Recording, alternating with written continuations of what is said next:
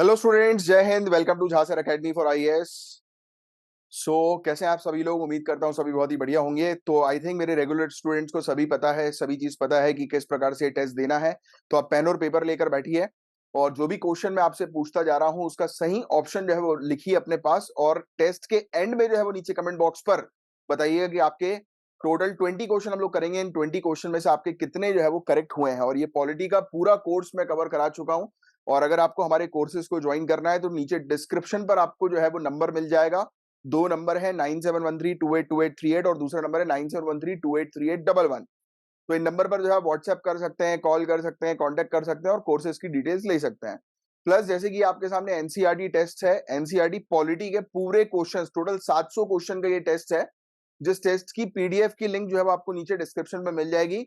और polity, economics और सभी जितने भी सब्जेक्ट्स होते हैं सिविल सर्विसेज के लिए, उनकी अगर आपको एनसीईआरटी टेस्ट चाहिए तो टोटल 41 टेस्ट है, मतलब 4100 क्वेश्चन। उसकी भी डाउनलोड लिंक जो है वो आपको नीचे डिस्क्रिप्शन पर मिल जाएगी। बाकी आप हमारे टेलीग्राम ग्रुप को जरूर ज्वाइन कर लीजिए। टेलीग्राम ग्रुप जो है हमारा झांसर एकेडमी फॉर आईएएस का, वहां पर जो है वो आपको रेगुलर बेसिस पर क्लास की अपडेट्स मिलती हैं। प्लस जो भी क्लास होने वाली होती हैं उसकी लिंक्स वगैरह हो गई, अपडेट्स हो गई, कुछ पीडीएफ्स हो गई, तो ये पूरी इंफॉर्मेशन हम वहां पर प्रोवाइड कराते हैं। तो आप उसको भी जरूर ज्वाइन कर लीजिए। चलिए, आप समय वेस्ट नहीं करते हैं, फटाफट बताओ 41 क्वेश्चन का करेक्ट आंसर क्या है। तो देखो, बात हो रही है मेंबर ऑफ पार्लियामेंट की, एमपी की। और जो हिंदी मीडियम के हमारे स्टूडेंट है भैया, हमारे जो नोट्स होते हैं इंग्लिश हिंदी दोनों में होते हैं। ये वाला टेस्ट आपका इंग्लिश का है। और जो इस टेस्ट को आप पीडीएफ को डाउनलोड करेंगे तो उसका सोल्यूशन भी डिटेल में आपको मिलेगा, यानी कि हर एक क्वेश्चन का डिटेल सोल्यूशन भी अवेलेबल है। आइए क्वेश्चन की तरफ आते हैं। एक एमपी और एमएलए, ये बोल रहे हैं कि एक मेंबर है पार्लियामेंट का या स्टेट लेजिस्लेचर, दिमाग में रखो एमपी एमएलए, ये प्रेसिडेंट के तौर पर इलेक्ट हो सकते हैं। एमपी और एमएलए प्रेसिडेंट बन सकते हैं, बट जब वो प्रेसिडेंट बनेंगे तो उनको 6 महीने के अंदर अंदर, राइट, इलेक्शन के जो है वो अपनी सीट जो है वो खाली करनी होगी। पहला पॉइंट ये है। दूसरा पॉइंट, इनको रिजाइन करना पड़ेगा अपनी सीट जो है वो इलेक्शन लड़ने से पहले। और तीसरा जो है, इनको अपनी सीट जो है वो खाली करनी पड़ेगी जैसे ये इलेक्ट हो जाते हैं। मतलब एक एमपी और एमएलए, पहली कंडीशन क्या बोल रही है कि एक व्यक्ति अगर मेंबर ऑफ पार्लियामेंट है या member of legislative assembly, MLA MP है, तो उसको मतलब इलेक्शन होने के 6 महीने के अंदर अंदर अपनी सीट खाली करनी पड़ेगी, पहला ऑप्शन। दूसरा ऑप्शन, इलेक्शन लड़ने से पहले जो है वो अपनी सीट खाली करनी पड़ेगी। और तीसरा ऑप्शन जो है वो जैसे ही वो इलेक्ट हो जाते, पद पे आ जाते, तो जल्दी से जल्दी उनको अपनी सीट करनी पड़ेगी। तो बताओ 41 का करेक्ट आंसर जो है वो क्या है। तो भैया देखो, जैसे ही वो इलेक्ट होते हैं ना, उसके तुरंत बाद जो है वो उनको अपनी सीट खाली करनी है। तो 3 ओनली इज करेक्ट आंसर। ये तीसरा वाला ऑप्शन ही करेक्ट है, बाकी दोनों ऑप्शन इनकरेक्ट है। सेकंड क्वेश्चन, कौन सा स्टेटमेंट जो है, ये बेसिकली एडहॉक जज। एडहॉक जज क्या होता है? आई थिंक आपको पता लग चुका होगा, ये टेम्पररी जज होते हैं। तो सुप्रीम कोर्ट के एडहॉक जज से रिलेटेड कौन सा स्टेटमेंट करेक्ट है, बताओ। तो 42 का करेक्ट आंसर है, एडहॉक जज जो है उनको अपॉइंट किया जाता है चीफ जस्टिस ऑफ इंडिया के द्वारा, ऑनरेबल प्रेसिडेंट से कंसल्ट करने के बाद। तो ये फैक्ट आप ध्यान में रखिए, प्रेसिडेंट से ही कंसल्ट करने के बाद सीजीआई उनको अपॉइंट करते हैं। ठीक है। अब आपके सामने है 43rd क्वेश्चन, ये लीजिए, ये रहा। और जो भी चीज हम कवर अप कराते हैं अपनी क्लासेस के दौरान, वही चीज आपसे एग्जामिनेशन में पूछी जाएगी। और हम दावा करते हैं कि 80% क्वेश्चंस हमारी पढ़ाई गई क्लासेस और नोट से नहीं आए एग्जाम में, तो आपकी पूरी फीस वापस। अब देखिए, DPSP, directive principle of state policy से रिलेटेड कौन सा स्टेटमेंट करेक्ट है। डीपीएसपी डिटेल में पढ़ाया हुआ है मैंने आप लोगों को, और एनसीईआरटी का ये क्वेश्चन है भैया, एनसीईआरटी ध्यान से पढ़ी होगी तो सबके आंसर करेक्ट करोगे। तो बताइए 43rd का जो है वो क्या इसका करेक्ट आंसर है। तो दोनों ही स्टेटमेंट जो है वो इसके करेक्ट है। डायरेक्टिव प्रिंसिपल जो है वो ये बोलता है कि सोशियो इकोनॉमिक डेमोक्रेसी कंट्री के अंदर होनी चाहिए, बिल्कुल सही है। इस बारे में बात करता है, लोगों के अपलिफ्टमेंट की बात करता है, बैकवर्ड में जो लोग हैं उनके अपलिफ्टमेंट की बात करता है, सोसाइटी के अपलिफ्टमेंट की बात करता है। अब डीपीएसपी को लेकर आप कोर्ट में नहीं जा सकते, ये बिल्कुल सही है। तो दोनों ही स्टेटमेंट इसमें करेक्ट है। 44th क्वेश्चन आपके सामने, देखिए इसमें क्या चीज पूछी गई। अच्छा, चारों में से कौन सा करेक्ट है? चार स्टेटमेंट है, इनमें से बताइए कौन सा करेक्ट है। देखिए पहला अपन देख लेते हैं। 44th क्वेश्चन जो हम लोग को जो है वो देखने को रहा है, ये इसके ऑप्शन है। देखिए, सुप्रीम कोर्ट जो है ये इंटरफियर नहीं कर सकती है कॉन्स्टिट्यूएंसी की डिलिमिटेशन में, बिल्कुल सही जवाब। एक डिलिमिटेशन कमीशन होता है, उसके ऑर्डर को आप चैलेंज तक नहीं कर सकते सुप्रीम कोर्ट में। तो पहला स्टेटमेंट बिल्कुल सही, कि सुप्रीम कोर्ट इंटरफेयर नहीं करेगी। सुप्रीम कोर्ट जो है वो क्वेश्चनिंग नहीं कर सकती है ये निर्धारित करने में कि किसी कानून के तहत एक व्यक्ति को अरेस्ट किया है। अगर वो प्रोसीजर एस्टैब्लिश बाय लॉ के थ्रू है। देखो कानून के थ्रू अगर किसी को अरेस्ट करोगे तो ऑब्वियसली बात है, सुप्रीम कोर्ट थोड़ी ना क्वेश्चन करेगी, सवाल थोड़ी ना उठाएगी। अगर आप इलीगल तरीके से किसी को अरेस्ट करोगे तो उठाएगी वो, और इलीगल तरीका मतलब कानून से हटकर। तीसरा, सुप्रीम कोर्ट जो है वो डिक्लेयर नहीं कर सकती किसी कानून को अनकॉन्स्टिट्यूशनल जिसको पार्लियामेंट में पास किया है, ये स्टेटमेंट गलत है, क्योंकि सुप्रीम कोर्ट पार्लियामेंट के द्वारा पास किए गए कानून को भी सुप्रीम कोर्ट अनकॉन्स्टिट्यूशनल डिक्लेयर कर सकती है, असंवैधानिक जो है वो डिक्लेयर कर सकती है। सुप्रीम कोर्ट जो है, हाँ, मनी बिल से रिलेटेड कोई बिल मनी बिल होगा या नहीं होगा तो ये किसका डिसीजन होता है? स्पीकर का। हाउस के स्पीकर, लोकसभा के जो स्पीकर होते हैं वो डिसाइड करते हैं कौन सा बिल मनी बिल है या नहीं है। तो इस क्वेश्चन को या उनके डिसीजन को जो है वो सुप्रीम कोर्ट जो है वो इनके डिसीजन पर सवाल नहीं उठा सकती है। बिल्कुल सही है, तो इसका करेक्ट आंसर होगा बी 1, 2 एंड 4। बताइए, सुप्रीम कोर्ट की एडवाइजरी पावर के बारे में यहां पर जो है वो बात की जा रही है। मैंने आपको सुप्रीम कोर्ट की बहुत सारी पावर्स के बारे में बताया हुआ है, अलग अलग पावर्स हैं, इसमें एडवाइजरी पावर की बात हो रही है। क्या बोलती है एडवाइजरी पावर सुप्रीम कोर्ट की 45th? तो ये इनकी जो एडवाइस जो होती है ये पूरे कॉन्स्टिट्यूशनल मैटर में गवर्नमेंट ऑफ इंडिया के ऊपर जो है वो लागू होती है, राइट। तो honourable supreme court government of India के ऊपर कॉन्स्टिट्यूशन और पूरे इंडिया में और सभी कॉन्स्टिट्यूशनल मैटर्स पर अपनी एडवाइजरी पावर जो है वो मतलब लागू कर सकती है। बोल सकती है ना, सरकार को बोलती है कि भाई ये गलत है, आप ये गलत कर रहे हो या ऐसा करो। आपने देखा होगा ना फटाके कि भैया कम से कम पॉल्यूशन करो, ये भी तो सुप्रीम कोर्ट के ऑर्डर्स आते हैं समय समय पर, तो पूरे इंडिया में लागू नहीं होते वाली चीज। देखिए सुप्रीम कोर्ट के पास हम लोग को सुप्रीम कोर्ट का क्षेत्र अधिकार जो देखने को मिलता है, ओरिजिनल ज्यूरिसडिक्शन है सुप्रीम कोर्ट का, राइट। जैसे आपस में स्टेट के बीच में लड़ाइयां होती है, सेंटर स्टेट के बीच में लड़ाई होती है, राइट, या कोई व्यक्ति स्टेट के ऊपर क्वेश्चन लगाता है, या आपस में लोगों के बीच में जो केसेस होते हैं उसको रिजॉल्व करने का काम होता है कोर्ट का। कोर्ट का काम होता है ना सुप्रीम कोर्ट का केस को रिजॉल्व करना, ओरिजिनल ज्यूरिसडिक्शन। अपीलेट का मतलब हम अपील करते हैं, भाई हाई कोर्ट में अगर कोई व्यक्ति केस हार गया तो वो सुप्रीम कोर्ट में अपील करता है ना, तो ये दूसरा अपीलेट ज्यूरिसडिक्शन है। और एडवाइजरी ज्यूरिसडिक्शन मतलब एडवाइस देना, जो मैंने अभी आपको बताया। अब इनमें बताया हुआ ए बी सी में कौन सा कवर्ड है? अरे वाह, मैच द फॉलोइंग वाला। देखो अब देखो पहला स्टेटमेंट अपन अब समझ, सॉरी, गॉड ब्लेस मी। तो देखिए, अच्छा आपको पता है कोई छींकता है तो गॉड ब्लेस यू क्यों बोलते हैं? किसी को पता है तो बताओ जरा नीचे कमेंट बॉक्स पे लिखकर। मुझे तो पता है बट मैं बताऊंगा नहीं, मैं देखना चाहता हूँ कि आप में से और किन लोग को पता है कोई छींके तो गॉड ब्लेस यू क्यों बोलते हैं।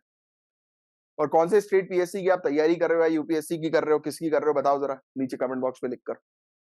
अब देखो मेरी बात, एडवाइस अपन ये पढ़ते हैं पहले, फिर अपन मैच करेंगे, ठीक है। Advice on a question of law as may be referred to Supreme Court for consideration of president. देखो ये एडवाइस दे रही है, तो एडवाइस ही से होगा, तो सी का वन मैं बोल सकता हूं। तो सी का वन में तो मुझे एक ही दिख रहा है, सी वाला स्टेटमेंट 40 कौन सा है ये 46। तो सी मुझे जो है वो दिखाई दे रहा है, तो सॉल्व हो गया भैया, ये सॉल्व हो गया है। इसका करेक्ट एक ही से अपन ने करेक्ट कर लिया, सी का वन, तो ये लो सॉल्व हो गया, एक ही वन है। अगर इसमें दो होते तो क्वेश्चन होता, फिर भी अपन दूसरा देख लेते हैं। Case involving interpretation of constitution. अरे भैया इंटरप्रेट करना, कॉन्स्टिट्यूशन को इंटरप्रेट करना तो उसका ओरिजिनल ज्यूरिसडिक्शन है, बताती है ना कोर्ट कॉन्स्टिट्यूशन में क्या सही है क्या नहीं है। तो हम लोग को क्या देखने को रहा है? बी का 2, ये देख लो आप, बी का 2। और फिर आखिरी में एडवाइजरी का मतलब हम लोग को देखने को मिलता है अपॉइंटमेंट ऑफिसर को अपॉइंट करें, तो एडवाइस करती है ना सुप्रीम कोर्ट की, भैया ये फलाना पद पर कोई बैठा नहीं है, इस पर जल्दी से जल्दी किसी न किसी को अपॉइंट करो। ये चीजें इस तरीके से पढ़ना है आप लोगों को, समझ के पढ़ना, रटना नहीं है भैया। यूपीएससी पीएससी सिविल सर्विसेज का एग्जामिनेशन रटने का नहीं है।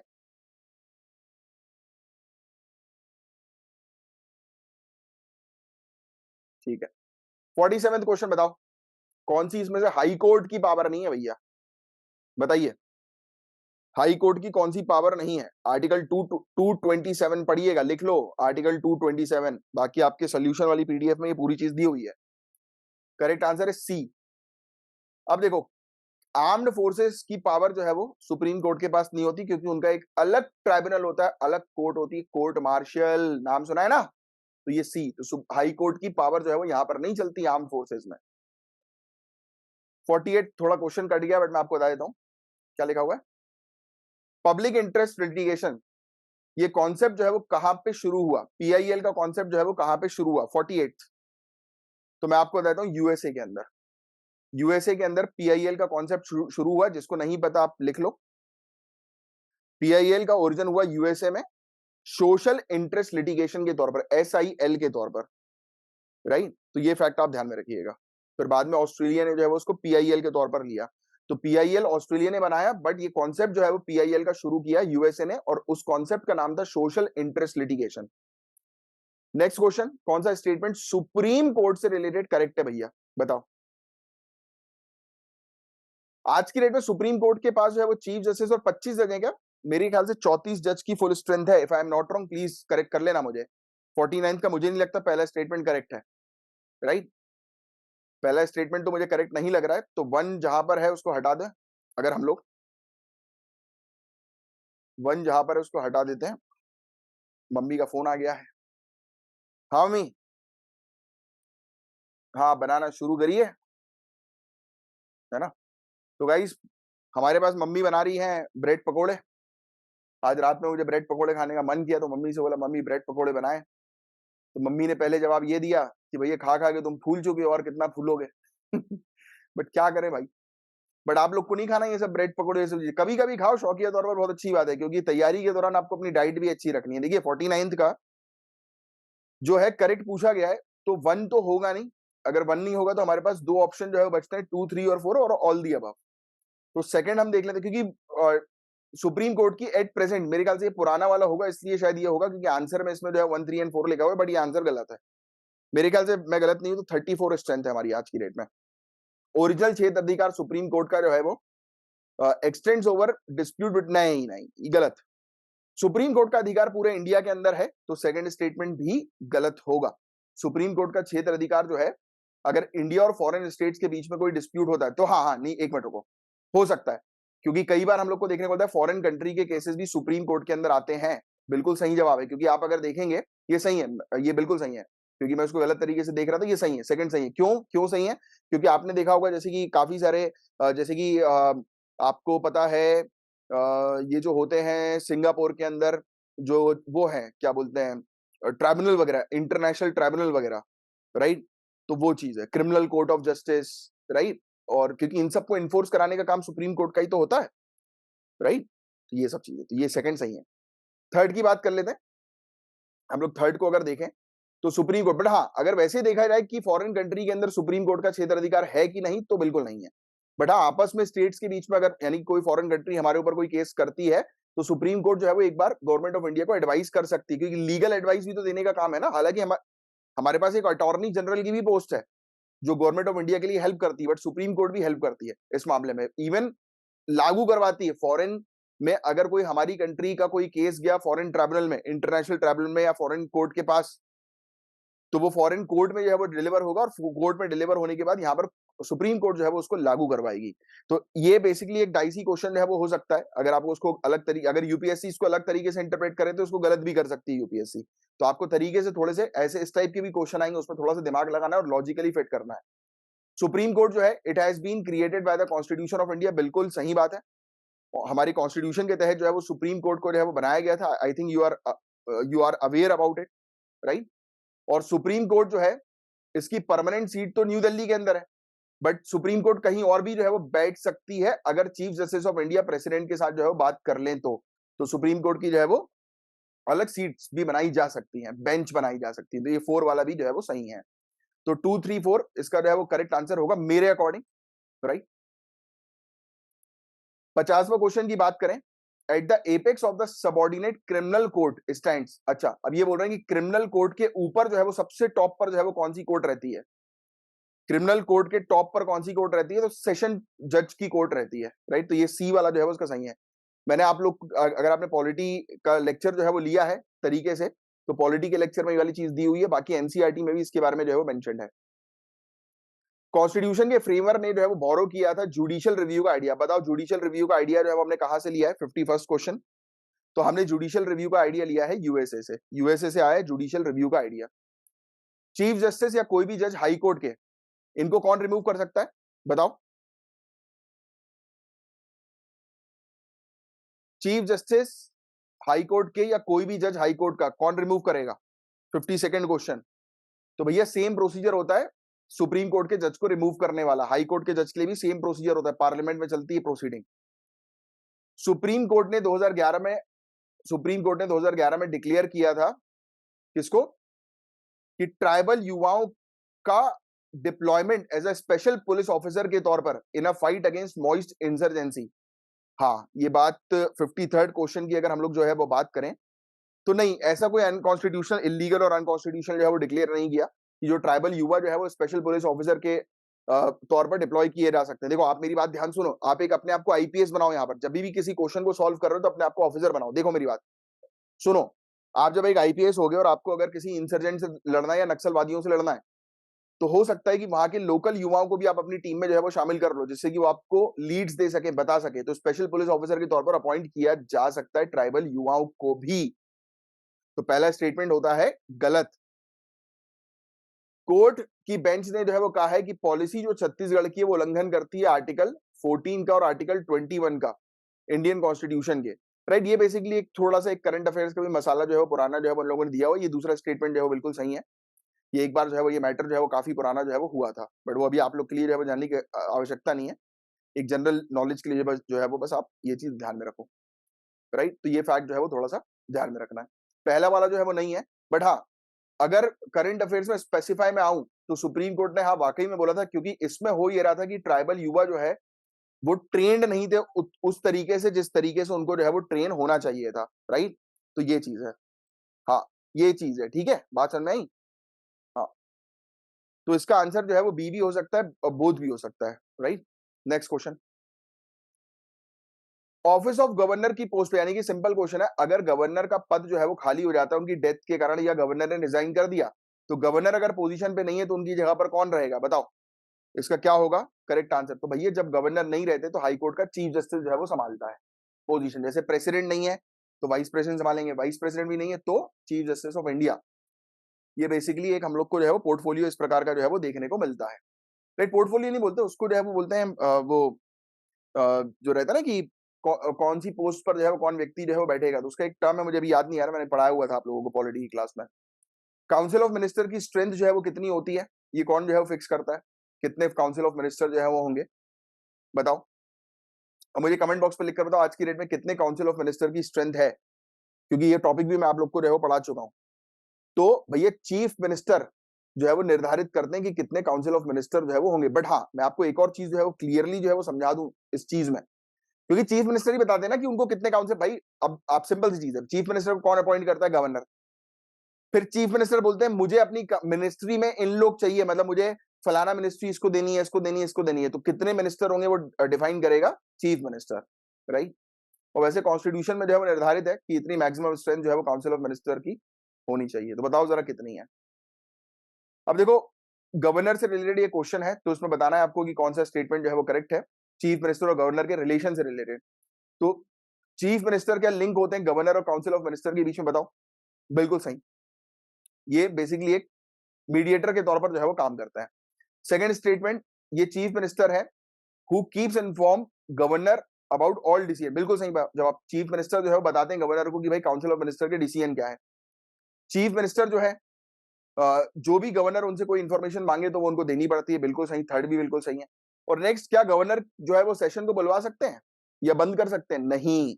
काउंसिल ऑफ मिनिस्टर गवर्नर को बोलेंगे तब वो चीज जो है वो करेंगे, वरना नहीं करेंगे। तो फर्स्ट सेकंड थर्ड इसका करेक्ट आंसर होगा। राइट, ठीक है। अब बताओ, चीफ मिनिस्टर गवर्नर से रिलेटेड कौन सी चीजें हैं जो इंक्लूडेड नहीं है। राइट, गवर्नर को बताना डिसीजन चीफ मिनिस्टर के तो इंक्लूडेड है। Right, supplying to governor information on such matter related to, ये भी बिल्कुल सही है। गवर्नर को असिस्ट करना स्टेट गवर्नमेंट को अपॉइंट करने के लिए, नहीं। ये सी वाला जो है वो 57th का जो है, मुझे ऐसा लगता है कि गलत है।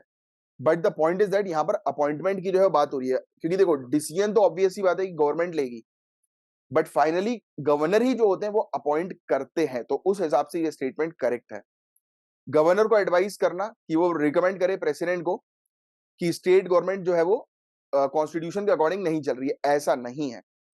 चीफ मिनिस्टर गवर्नर को एडवाइस नहीं करते, बल्कि गवर्नर खुद जो है वो देखते हैं कि लॉ एंड ऑर्डर के अकॉर्डिंग या कॉन्स्टिट्यूशन के अकॉर्डिंग चीजें नहीं चल रही है, तो उनकी डिस्क्रिशनरी पावर होती है प्रेसिडेंट को बताने की। तो डी वाला स्टेटमेंट जो है वो इंक्लूडेड नहीं है। कौन गवर्नर जो है उनकी पावर के बारे में बात की जा रही है, और भी कानून बनाने लेजिस्लेटिव पावर के बारे में बात की जा रही है।